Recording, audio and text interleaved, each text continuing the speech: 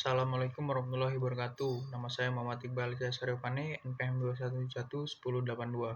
Di sini saya akan membacakan sejarah perkembangan media massa secara utuh. Sejarah perkembangan media massa di Indonesia. Perkembangan media di Indonesia saat ini sudah semakin maju. Dunia cetak perlahan-lahan mulai beralih ke dunia digital dan elektronik. Semakin banyaknya perusahaan-perusahaan media memperlihatkan kemajuan yang sangat pesat di dunia media massa. Media massa diawali dalam bentuk surat kabar yang ditulis lalu kemudian dicetak setelah teknologi percetakan berkembang. Kemudian muncul pula majalah radio, televisi, dan yang terakhir adalah internet. Menurut Nurdin, tahun 2017 dalam bukunya Perkembangan Teknologi Komunikasi, sejarah media massa diawali dengan ditemukannya media cetak dan terus mengalami perkembangan selama abad ke-20 hingga kini. Media massa mencapai puncak kejayaannya di abad ke-20 hingga dikenal juga sebagai abad komunikasi massa. Masuki abad ke-21, media massa mulai menggunakan internet untuk menyebarluaskan berita dan informasi kepada khalayak yang jauh lebih luas. Sejarah media massa di Indonesia dimulai sejak masa penjajahan Belanda dan baru mengalami perkembangan yang signifikan setelah bergulirnya era reformasi di penghujung tahun 1990-an. Media massa di Indonesia juga terdiri dari macam-macam media komunikasi, seperti televisi, radio, film, surat kabar, majalah, dan internet di Indonesia. Masing-masing media komunikasi tersebut memiliki perjalanan sejarahnya sendiri. Yang pertama, televisi. Televisi disebut sebagai contoh nyata perkembangan media massa di Indonesia.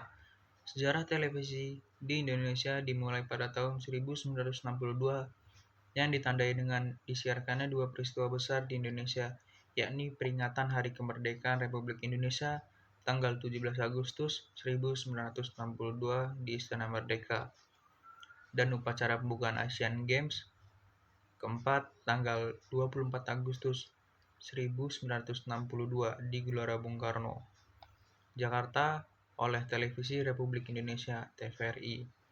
Sejak saat itulah TVRI mulai mengudara secara reguler dan mulai melebarkan sayapnya ke seluruh Indonesia. Setelah diorbitkannya satelit Palapa A1, badan Televisi Republik Indonesia (TVRI) diatur oleh pemerintah melalui Direktorat Jenderal Radio, Televisi, dan Film. Sebelum era reformasi bergulir, media massa elektronik seperti radio dan televisi dikuasai oleh pemerintah. Televisi swasta mulai tumbuh setelah stasiun televisi swasta RCTI mulai mengudara secara terbatas di tahun 1988. Merujuk data yang dipublikasikan oleh Dewan Pers, hingga tahun 2015, jumlah stasiun televisi di seluruh Indonesia mencapai 523 stasiun televisi yang mencakup televisi swasta, nasional, dan lokal. Yang kedua, radio. Dibandingkan dengan televisi, sejarah radio di Indonesia memiliki perjalanan yang sangat panjang dan memiliki peran yang sangat penting dalam menyebarluaskan proklamasi kemerdekaan Republik Indonesia tanggal 17 Agustus 1945. Tercatat bahwa radio siaran pertama didirikan pada tanggal 16 Juli 1925 dengan nama Batavia's Radio Vereniging atau BRV. Sejak saat itu, bermacam-macam stasiun radio swasta bermunculan di berbagai wilayah. Dan salah satu yang terbesar karena mendapat subsidi dari pemerintah Hindia Belanda saat itu adalah Netherlands Inside Radio Omroep Max atau NIROM. Pada masa kemerdekaan, tepatnya tanggal 11 September 1945, para pemimpin radio yang tergabung dalam Perikatan Perkumpulan Radio Ketimuran atau PPRK sepakat mendirikan organisasi radio dinamakan Radio Republik Indonesia. Berdasarkan data yang dipublikasikan oleh Dewan Pers, hingga tahun 2015, jumlah stasiun radio di Indonesia mencapai 674 stasiun radio. Yang ketiga, surat kabar. Media massa surat kabar adalah salah satu bentuk pengertian pers dalam arti sempit. Sejarah pers di Indonesia diawali pada masa penjajahan Belanda yang ditandai dengan diterbitkannya sebuah karya yang ditulis dengan tangan yang bertajuk Memories der Nouvelle tahun 1619. Setelah mesin cetak tiba di Indonesia pada kisaran tahun 1618, surat kabar pertama kali terbit yang berisi berbagai ketentuan dan perjanjian antara pemerintah kolonial Belanda dengan pihak Kesultanan Makassar. Sejak saat itu, mulailah diterbitkan surat kabar yang umumnya ditujukan untuk membantu pemerintahan kolonial Belanda pada masa pendudukan Jepang. Berbagai surat kabar di Indonesia digabung menjadi satu, adapun isi surat kabar tersebut tidak jauh berbeda dengan masa kolonial Belanda, yaitu ditujukan untuk kepentingan Jepang dalam Perang Asia Timur Raya. Perkembangan pers di Indonesia terus berlanjut di masa kemerdekaan, masa pasca kemerdekaan, dan masa Orde Baru. Beberapa ahli menyebutkan bahwa sistem pers yang berlaku pada masa Orde Baru adalah sistem pers otoriter. Dalam salah satu teori pers, yaitu teori otoritarian, dijelaskan bahwa dalam sistem pers otoriter, peran media massa dan fungsi media massa ditunjukkan untuk menyampaikan pesan-pesan pembangunan dan untuk menjaga stabilitas nasional, sehingga hal-hal yang sifatnya menyerang kebijakan pemerintah akan menimbulkan konsekuensi pemberedelan. Sebagai media massa lainnya, surat kabar atau majalah mengalami perkembangan yang sangat signifikan pada masa reformasi.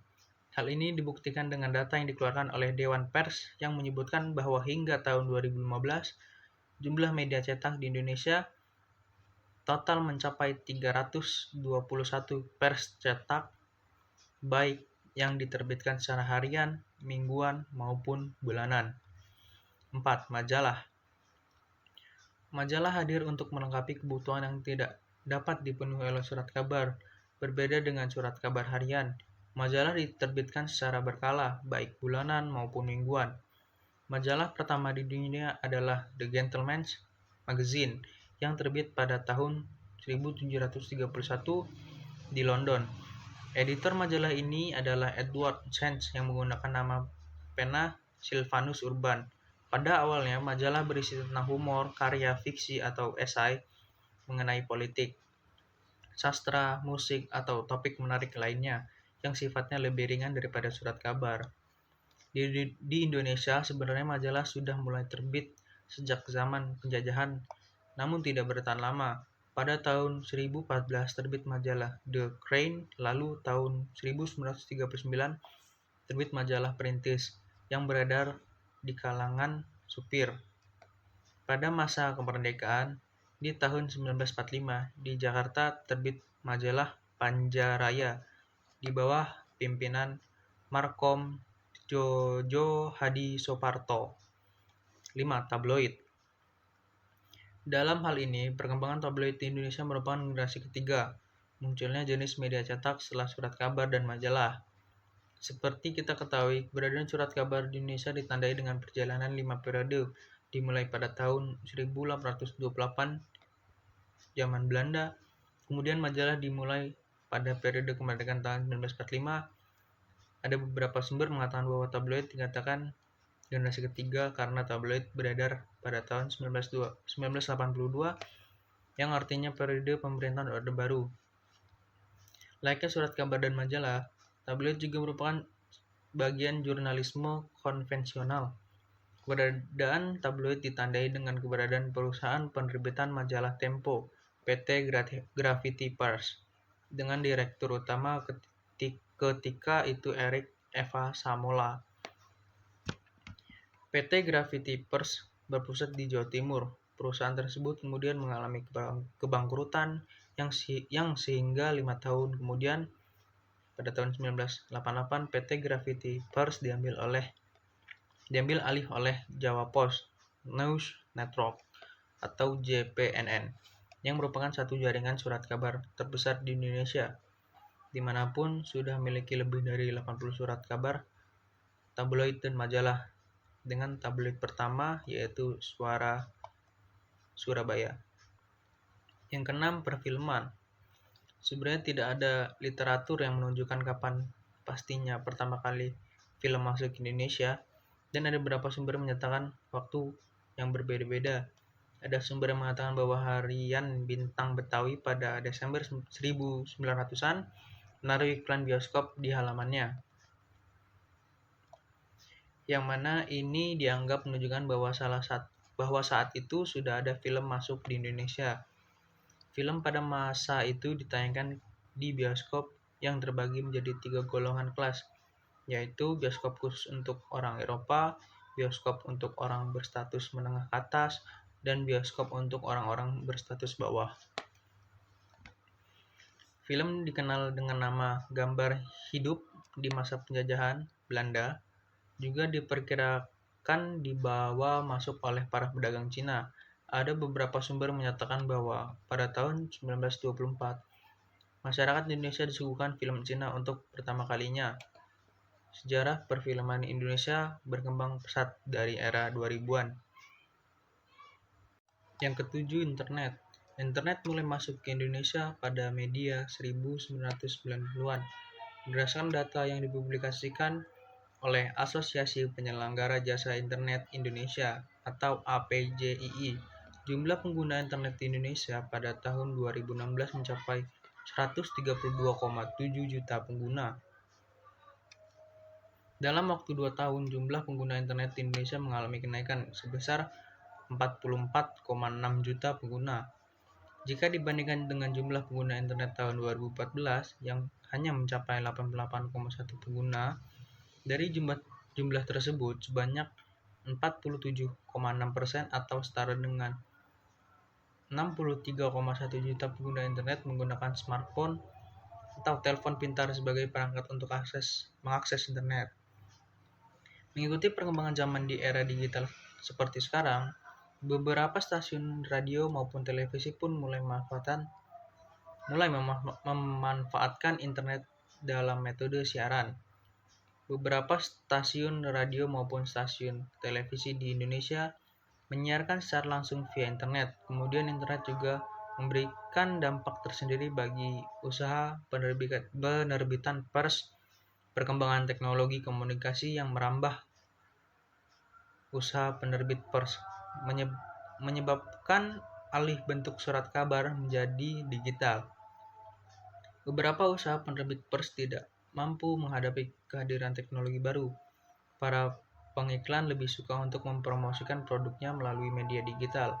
Hal ini mengakibatkan berkurangnya pemasukan dari iklan yang selama ini menyokong pertumbuhan surat kabar konvensional.